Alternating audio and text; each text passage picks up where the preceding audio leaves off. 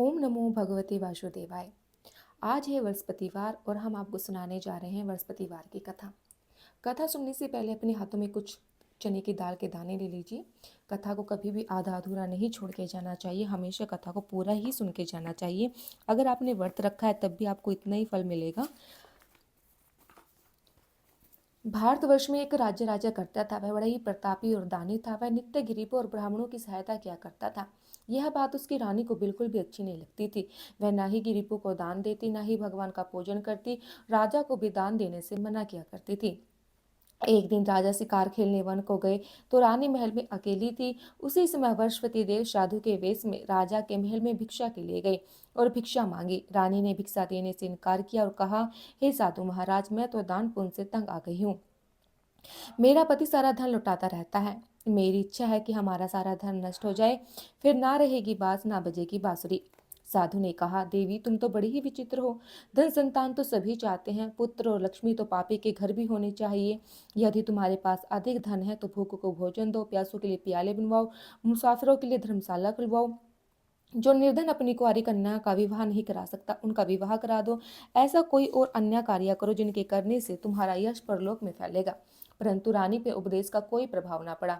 वह बोली, महाराज आप मुझे कुछ ना समझाइए, मैं ऐसा धन नहीं चाहती जो हर जगह बांटती फिरूं। साधु ने उत्तर दिया, यदि तुम्हारी ऐसी इच्छा है तो तथास्तु, तुम ऐसा करना, बृहस्पतिवार को घर लीप कर पीली मिट्टी से अपना सर धोकर स्नान करना, भट्टी चढ़ाकर कपड़े धोना। ऐसा करने से आपका सारा धन नष्ट हो जाएगा।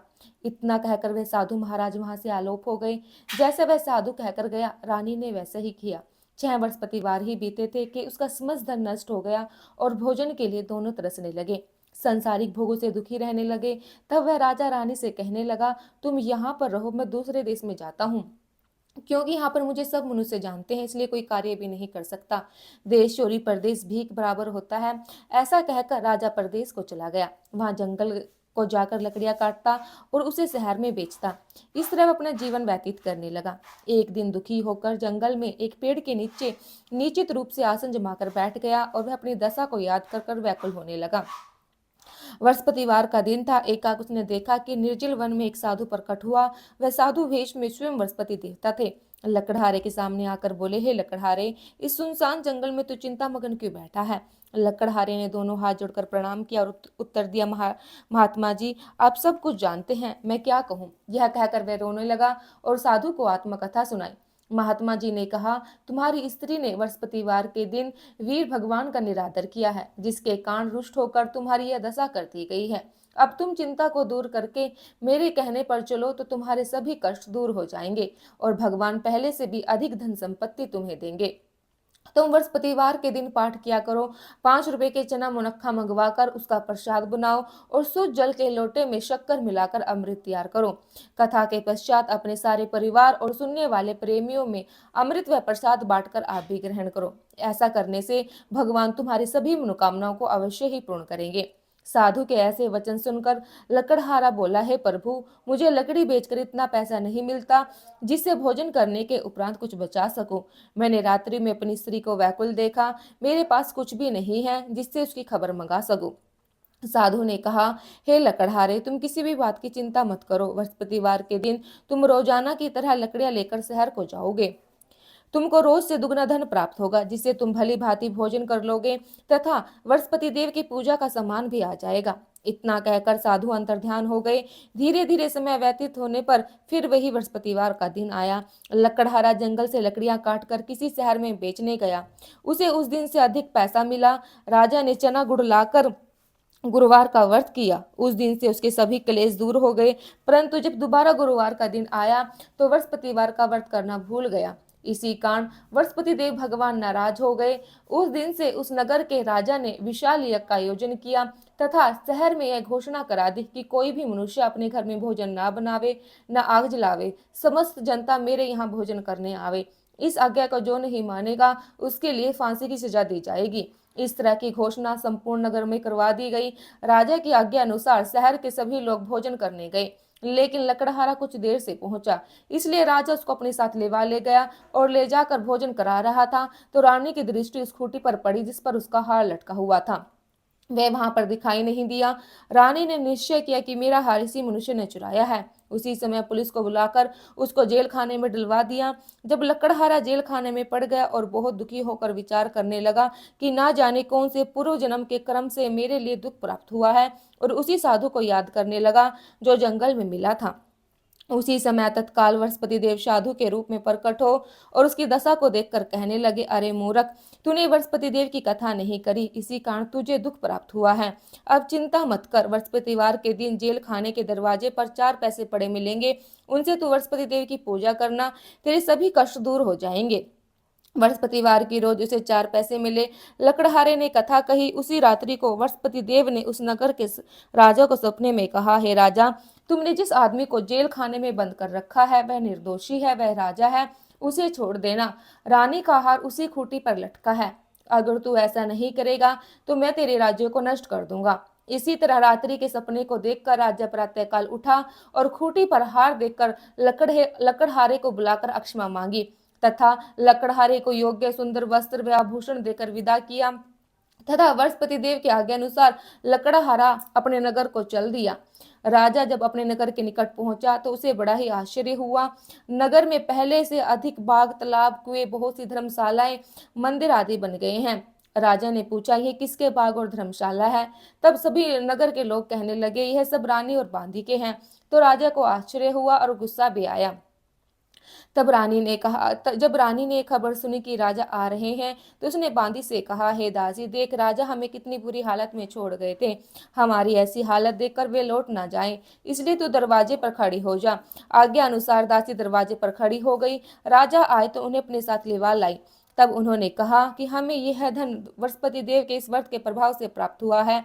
राजा ने निश्चय किया कि 7 रोज बाद तो सभी बृहस्पति देव का पूजन करते हैं, परंतु रोजाना दिन में 3 बार कहानी कहा करूंगा, रोज व्रत किया करूंगा। अब हर समय राजा के दुपट्टे में चने की दाल बंधी रहती तथा दिन में 3 बार कहानी कहता। एक रोज राजा ने विचार किया, चलो अपनी बहन के यहाँ हो आते हैं। इस तरह निश्चय कर राजा घोड़े पर सवार हो अपनी बहन के यहाँ चलने लगे। मार्ग में उसने देखा कि कुछ आदमी एक मुर्दे को लेकर जा रहे हैं। उन्हें रोककर राजा कहने लगा, अरे भाइयों, मेरी बृहस्पति देव की कथा सुन लो। वो बोले, लो, हमारा तो आदमी मर गया है, इसको अपनी कथा की पड़ी है। परंतु कुछ आदमी बोले, अच्छा कहो, हम तुम्हारी कथा भी सुनेंगे। राजा ने दाल निकाली और जब कथा आदि हुई तो मुर्दा हिलने लग गया, और जब कथा समाप्त हो गई तो राम राम करके मनुष्य उठकर खड़ा हो गया। आगे मार्ग में उसे एक किसान खेत में हल चलाता मिला। राजा ने उसे देखा और उससे बोला, अरे भाई, तुम मेरी बृहस्पति देव की कथा सुन लो। किसान बोला, जब तक मैं तेरी कथा सुनूंगा तब तक 4 हरिया और जोत लूंगा, जा अपनी कथा किसी और को सुनाना।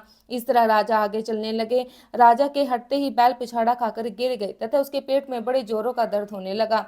उसी समय उसकी माँ रोटी लेकर आई। उसने जब यह देखा तो अपने पुत्र से सब हाल पूछा और बेटे से सब हाल कह दिया।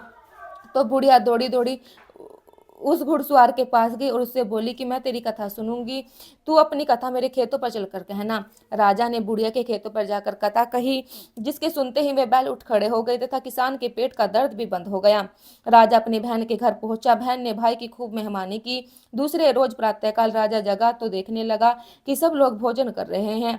राजा ने अपनी बहन से कहा कि ऐसा कोई मनुष्य हो जिसने भोजन ना किया हो तो मेरी बृहस्पति देव की कथा सुन ले।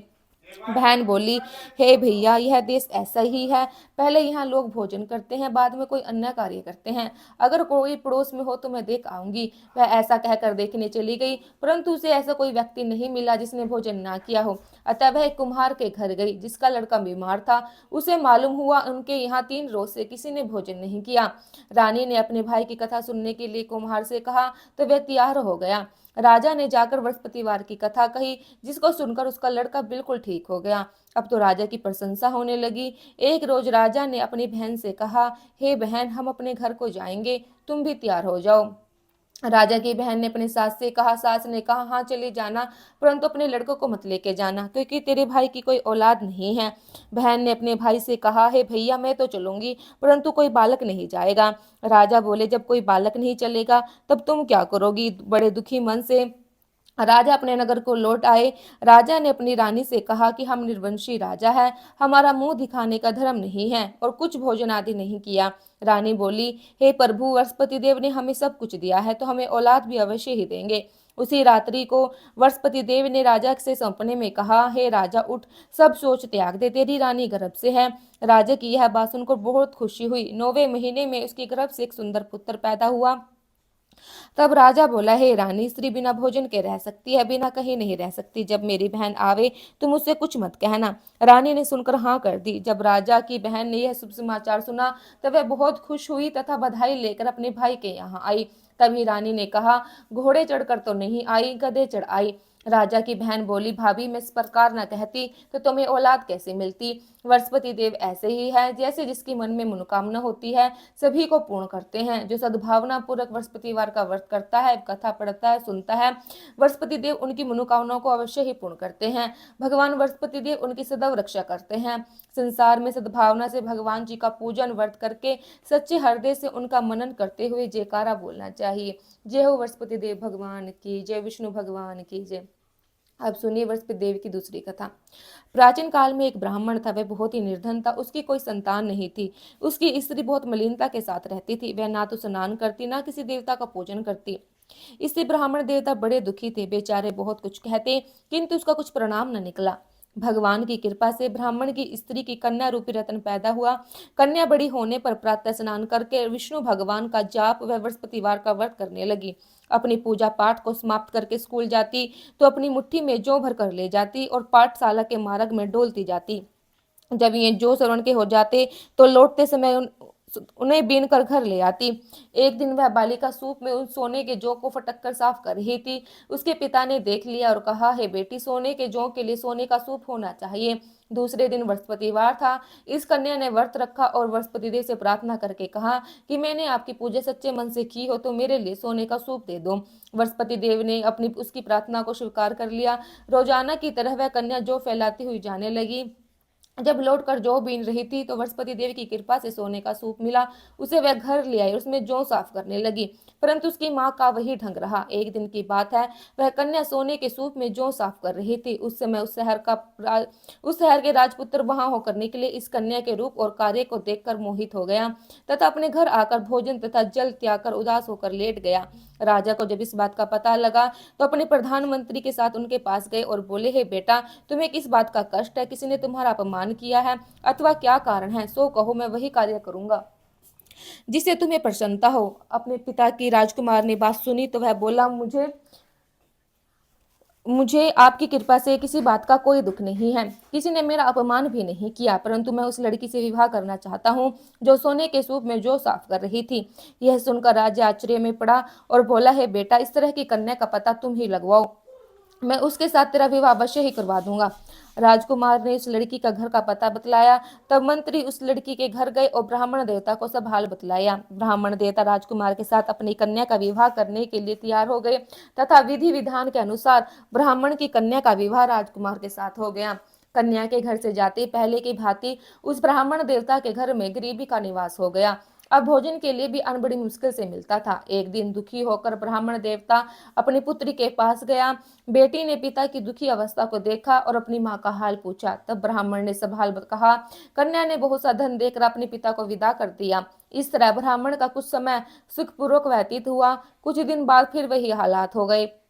ब्राह्मण फिर अपनी कन्या के यहाँ गया और सारा हाल कहा तो लड़की बोली, हे पिताजी, आप माता जी को यहाँ ले आइए, मैं उसे विधि बतला दूंगी जिससे गरीबी दूर हो जाएगी। वह ब्राह्मण देवता अपनी स्त्री को साथ लेकर पहुंचा तो अपनी माँ को समझाने लगा, माँ, तुम प्रातः काल प्रथम स्नान आदि करके विष्णु भगवान का पूजन करो तो सब दरिद्रता दूर हो जाएगी। परंतु उसकी माँ ने एक भी बात नहीं मानी और प्रातः काल उठकर अपनी पुत्री के बच्चों का झूठन खा लिया। इससे इसकी पुत्री को बहुत ही क्रोध आया और एक रात्रि को कोठरी से सारा सामान निकाल दिया और अपनी माँ को उसमें बंद कर दिया। प्रातःकाल उसे निकाला तथा स्नान आदि कराकर पाठ करवाया तो उसकी माँ की बुद्धि बिल्कुल ठीक हो गई और फिर प्रत्येक बृहस्पतिवार को व्रत रखने लगी। इस व्रत के प्रभाव से उसके माता पिता बहुत ही धनवान और पुत्रवान हो गए। बृहस्पति देव के इस प्रभाव से इस लोक के सुख भोग कर स्वर्ग को प्राप्त हुए। बोलो बृहस्पति देव भगवान की जय, विष्णु भगवान की जय।